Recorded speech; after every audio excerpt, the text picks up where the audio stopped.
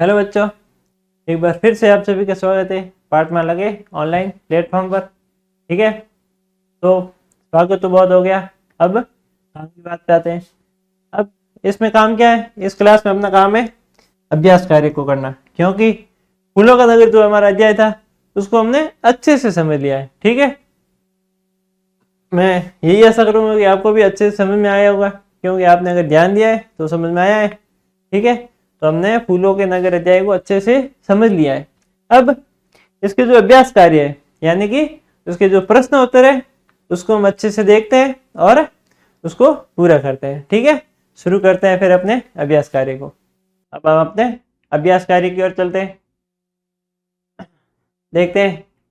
पहला हमको दे रखा है आओ बात करें।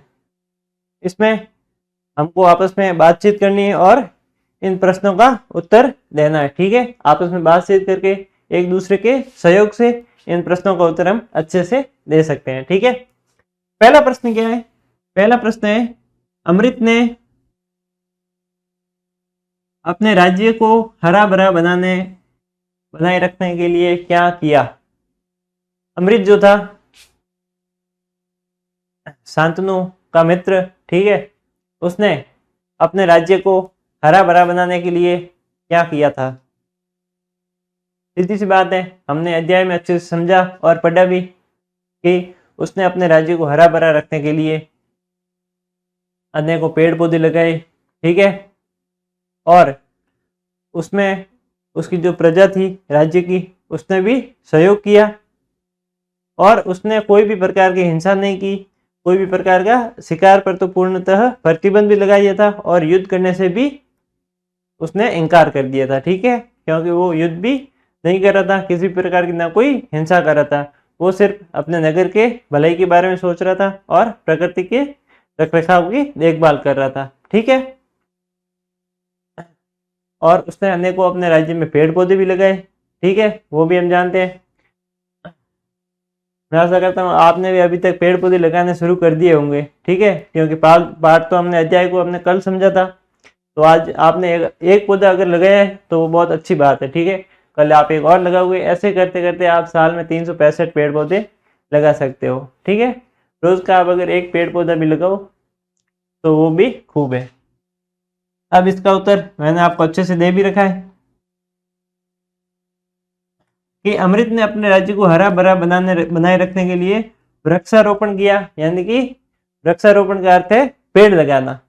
ठीक है, और प्रकृति की रक्षा करने का संकल्प भी लिया। ठीक है, मिल गया आपको प्रश्न का उत्तर। यही था कि उसने अपने राज्य को हरा भरा रखने के लिए अनेकों पेड़ पौधे लगाए। अब अगला प्रश्न क्या है? अगला प्रश्न है, जब शांतनु ने अमृत के राज्य पर आक्रमण किया तो क्या हुआ? जो शांतनु था, अमृत का दोस्त, जो राह भटक गया था, जो हिंसा पे उतर आया था, ठीक है, उसके अंदर हिंसक भावना जग गई थी, तो वो शांतनु अमृत के राज्य पर आक्रमण करने आया, उसको लूटने आया। तो उसके बाद क्या हुआ था? हमने अध्याय में क्या पढ़ा? यही पढ़ा कि जब शांतनु अमृत के राज्य पर आक्रमण करने आया तो आक्रमण करने के पश्चात वो उसके राज्य की खूबसूरती देख के, अमृत के राज्य की खूबसूरती देखकर हैरान हो गया। उसने देखा कि ये मैं कहाँ आ गया, कहीं स्वर्ग में तो नहीं आ गया। ठीक है, ये हमने अध्याय में समझा था। और जब उसने आक्रमण किया तब अमृत युद्ध करने आई नहीं था, ना उसकी सेना आई। उसकी सेना कौन थी? मधुमक्खियां। ठीक है, मधुमक्खियों ने उनका काम तमाम कर दिया और वहीं ध्वस्त कर दिया, आगे बढ़ ही नहीं पाई। वो शांतनु देखते ही रह गया, ये अलग से सेना कहाँ से आ गई, इसके लिए तो हम तैयार ही नहीं थे। ठीक है, क्योंकि मधुमक्खियों के लिए ना तलवारें काम आती है ना तीरें। ठीक है, तो वो मधुमक्खियों से वो युद्ध हार गए थे और जब वो राज्य में घुसा तब राज्य की खूबसूरती देखकर ही वो हैरान हो गया था। ठीक है, अब इसका उत्तर मैं आपको अच्छे से बताता हूँ। जब शांतनु ने अमृत के राज्य पर हमला किया तो अमृत ने समझदारी से सामना किया। एक तो ये था, युद्ध जल्दी खत्म हुआ और राज्य में फिर से शांति और खुशहाली लौट आई। जब शांतनु ने हमला किया तो अमृत ने समझदारी बताई ठीक है। और युद्ध जल्दी ही खत्म हो गया था क्योंकि अमृत ने समझदारी बताई, सूझबूझ बताई और अपने मित्र को वापस से समझा लिया था कि हिंसा करना गलत बात है। ठीक है। और युद्ध जल्दी खत्म हो गया और राज्य में फिर से खुशहाली आई और शांति आई। अब अगला प्रश्न क्या है? अगला है, अमृत ने शांतनु को क्या उपहार दिए और क्यों दिए? अमृत जो था उसने अपने मित्र शांतनु शांतनु जिसकी राज्य की हालत थोड़ी खराब थी, ठीक है, क्योंकि उसके नगर में सूखा पड़ गया था, अकाल था, ना उसके पेड़ पौधे बचे थे क्योंकि वो प्रकृति का रख रखाव बिल्कुल नहीं कर रहा था, और उसने कई नगर भी बचाए। ठीक है। इस कारण से उसके राज्य की हालत थोड़ी खराब थी, तो अमृत ने उस पर दया देख के शांतनु को उपहार गिफ्ट में दिए, एक मित्र होने के नाते। तो उसने क्या उपहार दिए और क्यों दिए? क्योंकि वो उसका मित्र था और उसके मित्र की राज्य की हालत थोड़ी गंभीर थी क्योंकि उसने पूरा मजा कर दिया था अपने राज्य का। ठीक है। इस कारण से अमृत ने उसको उपहार दिए। और उपहार क्या दिए? उपहार में एक तो दिया कि जितना धन तेरे चाहिए उतना ले जा, और उसी के साथ अनेकों अलग अलग पेड़ पौधों के बीज भी दिए ताकि आप अपने राज्य में लगाना और उसको भी खूबसूरत बना देना। ठीक है। उन्होंने ये उपहार इसलिए दिए ताकि शांतनु का राज्य हमेशा सुख शांति और समृद्धि से भरा रहे। ठीक है। और उपहार में क्या दिया? एक तो धन दिया, और क्या दिया? और दिया पेड़ पौधे को जो बीज थे वो दिए ताकि उसके राज्य में भी खूबसूरती आ सके वापस से। ठीक है। अगला प्रश्न देखते हैं। अगला प्रश्न है, सोचो और लिखो। हमको सोचना है जो भी अभी तक हमने पढ़ा, ठीक है, अध्याय में, उससे रिलेटेड ये प्रश्न है। पहला प्रश्न क्या है? अमृत और शांतनु किसके शिष्य थे? अमृत और शांतनु जो गुरुकुल में पढ़ते थे, ठीक है, वो किसके शिष्य थे? उनके गुरु कौन थे उस समय पे? गुरु द्रोणाचार्य थे, गुरु वशिष्ठ थे, या गुरु विश्वामित्र, या गुरु चाणक्य?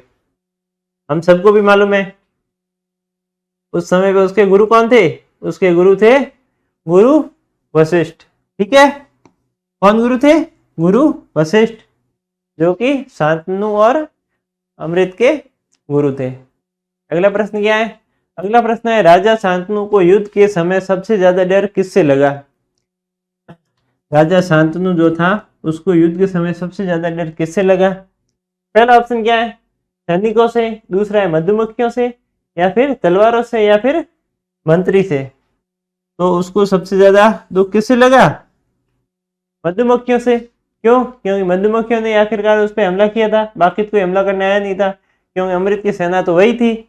इस कारण से शांतनु को सबसे ज्यादा डर मधुमक्खियों से लगा था। ठीक है। तो बच्चों, आप सभी की डिमांड पे हमने लॉन्च की है पाठमाला की ऑल इन वन बुक, जिसमें आपको आपके हर एक सब्जेक्ट के पाठ्य पुस्तकों के प्रश्नों के उत्तर मिलेंगे। उसके अतिरिक्त भी आपको अगर अध्याय को अच्छे से समझना है तो वो भी इसमें दे रखा है, और इसमें बार कोड दे रखा है जिसपे आप स्कैन करके हमारे लेक्चर भी देख सकते हैं, वीडियो लेक्चर। और अगर आपको और भी हेल्प चाहिए तो पीछे हेल्पलाइन नंबर दे सकता है, और ये किताब आप घर बैठे भी मंगा सकते हो इस नंबर पे कॉल करके या मैसेज करके।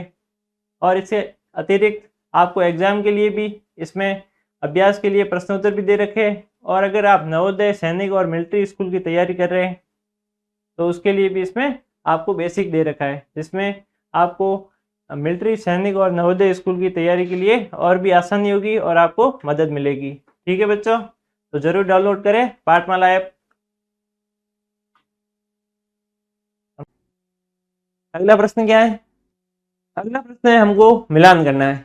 एक तरफ दिया हुआ है शांतनु, अमृत, गुरुजी और मधुमक्खियां। ठीक है। अब सामने कुछ और दे रखा है कि अहिंसा का पालन किया, सेना को हराया, जंगल कटवाए, शिक्षा दी।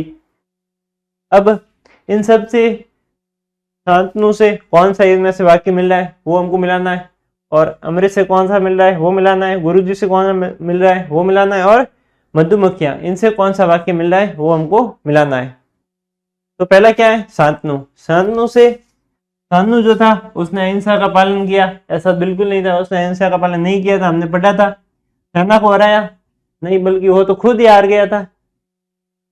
शिक्षा दी नहीं, शिक्षा तो उसको खुद को लेने की जरूरत थी, क्योंकि वो थोड़ा गलत राह पे चला गया था।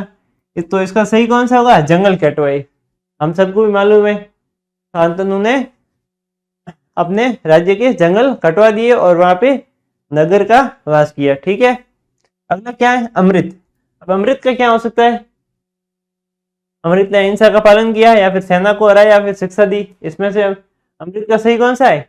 अमृत का सही है अहिंसा का पालन किया, क्योंकि वास्तव में हमने अध्याय में देखा अमृत ने अहिंसा का पालन किया और कभी भी युद्ध न करने का निश्चय किया और कभी भी शिकार पे भी नहीं गया। इससे उसके राज्य में खुशहाली और शांति आई थी। अगला क्या है? गुरुजी। अब गुरुजी ने शिक्षा दी या सेना को हराया? सीधी सी बात है, गुरुजी है तो शिक्षा ही देंगे, इसलिए गुरुजी ने शिक्षा दी, तो इससे इसका मिलान करेंगे। ठीक है, अगला प्रश्न कौन सा है? अगला है मधुमक्खियां। मधुमक्खियों ने क्या किया? लास्ट ऑप्शन यही रह रहा है कि सेना को हराया। हम सीधी सी बात हमने पढ़ा भी था कि मधुमक्खियों ने सेना को हरा दिया था जब शांतनु आक्रमण करने को आया था। ठीक है, तो इनके ये सही मिलान मैंने आपको बताए, और ये हम सबको आपको भी आते होंगे। इसमें से कुछ बच्चों ने तो सही इसका आंसर दिया है, बाकी सबने गलत दिया, क्योंकि उनका अभी पढ़ाई पे मन नहीं है। ठीक है, मन क्यों नहीं है मालूम नहीं, लेकिन नहीं है तो बेटा थोड़ा पढ़ाई पे ध्यान दे दिया करो। अब अगला प्रश्न क्या है? अगला है हमको रिक्त स्थानों की पूर्ति करनी है। कुछ वाक्य दे रखे हैं हमको, इसमें एक शब्द है जो दे नहीं रखा है, वो हमको पढ़ना है कि वो शब्द क्या हो सकता है। तो पहली लाइन पढ़ते हैं अपन। पहला वाक्य है गुरुजी ने अपने शिष्यों को रिक्त स्थान। ठीक है, गुरुजी ने अपने शिष्यों को रिक्त स्थान आ गई, एक वाक्य छोड़ दिया वाक्य का। शिष्यों को का पालन करने की सीख दी। गुरुजी ने अपने शिष्यों को किसका पालन करने की सीख दी? अहिंसा का पालन करने की सीख दी। ठीक है, किसका? अहिंसा का पालन। अहिंसा का पालन करने की गुरुजी ने अपने शिष्यों को सीख दी थी। ठीक है, अब अगला वाक्य क्या है? अगला है अमृत ने अपने राज्य में लगवाई। अमृत ने अपने राज्य में क्या लगवाई? अमृत ने अपने राज्य में पेड़ लगवाए। ठीक है, पूरे पाठ में हम पढ़ते आ रहे हैं कि अमृत ने अपने राज्य में पेड़ लगवाए, अलग अलग पेड़ पौधे। ठीक है, अब अगला क्या है? युद्ध के समय मधुमक्खियों ने सैनिकों पर कर दिया। क्या कर दिया? सीधी सी बात है, हमला कर दिया, आक्रमण कर दिया। ठीक है, क्योंकि वो युद्ध करने गई थी। मधुमक्खियों का इस अध्याय में इतना ही रोल है कि वो उसने शांतनु की सेना को हरा दिया था। ठीक है, बाकी ज्यादा रोल नहीं है, हमने देखा भी था। अगला है अमृत ने शांतनु को खालिस्तान और खालिस्तान उपहार में दिए। क्या क्या उपहार में दिया? एक तो धन दिया, एक बीज दिए प्रकृति की रक्षा के लिए, सीख भी दी। क्या दी? अमृत ने शांतनु को अहिंसा और प्रकृति की रक्षा उपहार में दिए, कि कभी भी अहिंसा के खिलाफ में जाना, मतलब कि अहिंसा का पालन करना और प्रकृति की रक्षा करना। तो बच्चों, आप सभी की डिमांड पे हमने लॉन्च की है पाठमाला की ऑल इन वन बुक, जिसमें आपको आपके हर एक सब्जेक्ट के पाठ्य पुस्तकों के प्रश्नों के उत्तर मिलेंगे। उसके अतिरिक्त भी आपको अगर अध्याय को अच्छे से समझना है तो वो भी इसमें दे रखा है, और इसमें बार कोड दे रखा है जिसपे आप स्कैन करके हमारे लेक्चर भी देख सकते हैं, वीडियो लेक्चर। और अगर आपको और भी हेल्प चाहिए तो पीछे हेल्पलाइन नंबर दे सकता है, और ये किताब आप घर बैठे भी मंगा सकते हो इस नंबर पे कॉल करके या मैसेज करके। और इससे अतिरिक्त आपको एग्जाम के लिए भी इसमें अभ्यास के लिए प्रश्नोत्तर भी दे रखे हैं, और अगर आप नवोदय, सैनिक और मिलिट्री स्कूल की तैयारी कर रहे हैं तो उसके लिए भी इसमें आपको बेसिक दे रखा है, जिसमें आपको मिलिट्री, सैनिक और नवोदय स्कूल की तैयारी के लिए और भी आसानी होगी और आपको मदद मिलेगी। ठीक है बच्चों, तो जरूर डाउनलोड करें पाठमाला ऐप। ठीक है, अब अगला प्रश्न देखते हैं। अगला प्रश्न है रचनात्मक प्रश्न। ठीक है, इसमें काल्पनिक प्रश्न दे रखे हैं कि अगर हम उस जगह पे होते तो क्या करते। ठीक है, ऐसे इस प्रकार से तो हमको ये प्रश्न अपने ऊपर लेके देखने कि अगर हम वहां होते तो क्या करते। इस पहले प्रश्न में दे रखा है कि यदि आप अमृत की जगह होते तो युद्ध को रोकने के लिए क्या उपाय करते। क्या करते मुझे मालूम है, आप में से कुछ तो बोलेंगे कि हम सामने बैठ जाते, क्या कर लेता वो हम सबको, ऐसा कैसा शांतनु था, ठीक है, क्या उखाड़ देता हमारा, बैठ जाते मार देते सबको, ठीक है। लेकिन अपन को ऐसा नहीं करना था। अगर अगर मैं उसकी जगह होता, अमृत की जगह, तो युद्ध रोकने के लिए अच्छे से जाल बिछाता या फिर कुछ और तकनीक अपनाता। ऐसा नहीं करता, मैं युद्ध रोकने के लिए उससे प्रेम से बात करता, ठीक है। अगर तब भी वो नहीं मानता तो सबसे पहले शांतनु से अमृत वार्ता करने की कोशिश करता, सैनिकों और जनता को समझाकर युद्ध की जगह मेल मिलाप का रास्ता अपनाता, ठीक है। और प्रकृति और प्रजा की भलाई के लिए समझौता करके राज्य को बचाता, ठीक है। ये सब करके युद्ध को रोका जा सकता था और ये सब करके ही अमृत ने युद्ध को रोका था। और दूसरी बात ये थी मैन कि शांतनु उसका पुराने समय का मित्र भी था, इस कारण से भी युद्ध रुका था।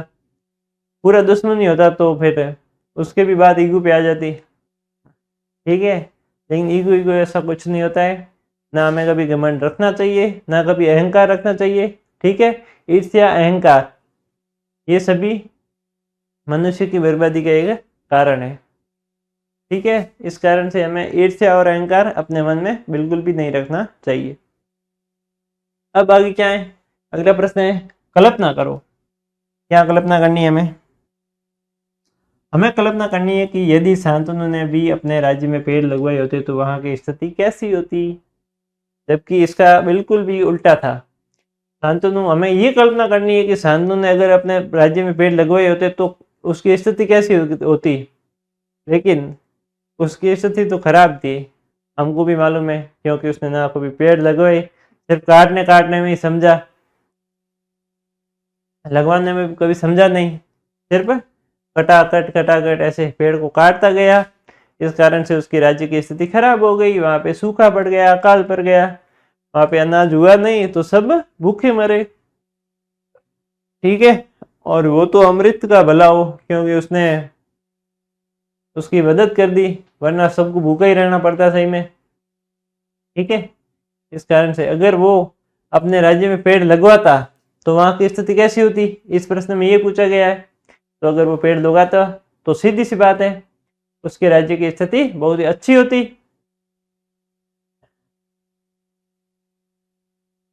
और उसका राज्य भी अमृत के राज्य की तरह खूबसूरत होता दिखने में। और वहां उसके राज्य में उसका राज्य पूरा हरा भरा होता, देखने में बहुत खूबसूरत होता, वहां पे अलग अलग प्रकार के पेड़ पौधे होते और वहां पे सूखा तो बिल्कुल ही नहीं पड़ता, ठीक है। और वहां पे प्रकृति का एक अलग ही नजारा देखने को मिलता। तो इसमें क्या बताया गया है, यदि शांतनु ने भी अपने राज्य में पेड़ लगवाए होते तो देखते हैं क्या है। तो वहां की हवा शुद्ध और ठंडी होती है, क्योंकि सीधी बात है जहाँ पे पेड़ पौधे ज्यादा होंगे वहां पे हवा शुद्ध होगी और ठंडी होगी, क्योंकि वहां का वातावरण बहुत ही शुद्ध होगा, क्योंकि ऑक्सीजन ज्यादा मिलेगी इस कारण से। इसलिए हमें पेड़ पौधे लगाने चाहिए, वो हमारे जीवन के लिए भी बेहतर है और प्रकृति के लिए भी बेहतर है। लोगों को फल फूल और छाया मिलती, पशु पक्षी खुश रहते और प्रकृति सुंदर दिखती। राज्य में बरसात आती, बरसात अच्छी होती और अनाज की पैदावार बढ़ती। तो लोगों को फल फूल और छाया मिलती, सबको फल फूल, ऐसे चलते फिरते ही फल तोड़ लिया खा लिया, मिलते फल फूल तोड़ लिया खा देख लिया, ठीक है। वैसे फूलों को नहीं तोड़ना चाहिए, फल तोड़ के खा सकते हैं। और उनको पेड़ों की ठंडी छाया भी मिलती, क्योंकि पेड़ की छाया काफी ठंडी होती है। जब हम कभी कभी काम करते करते खेतों में ऐसे पेड़ की छाया में बैठते हैं तब कितना अच्छा महसूस होता है, ठंडी कितनी हवा आती है उसकी। उसी प्रकार से सबको ठंडी छाया मिलती और पशु पक्षी खुश रहते, क्योंकि पशु पक्षी हो चाहे कोई भी हो, प्रकृति में हर एक खुश ही रहता है, क्योंकि प्रकृति है इतनी सुंदर। राज्य में बरसात अच्छी होती है, हाँ सीधी सी बात, ज़्यादा पेड़ पौधे जहाँ होंगे वहाँ बरसात भी अच्छी होगी और वहाँ पे अनाज भी ज़्यादा होगा, जिससे हमारे खाने की कमी नहीं होगी और न पशु पक्षी होंगे।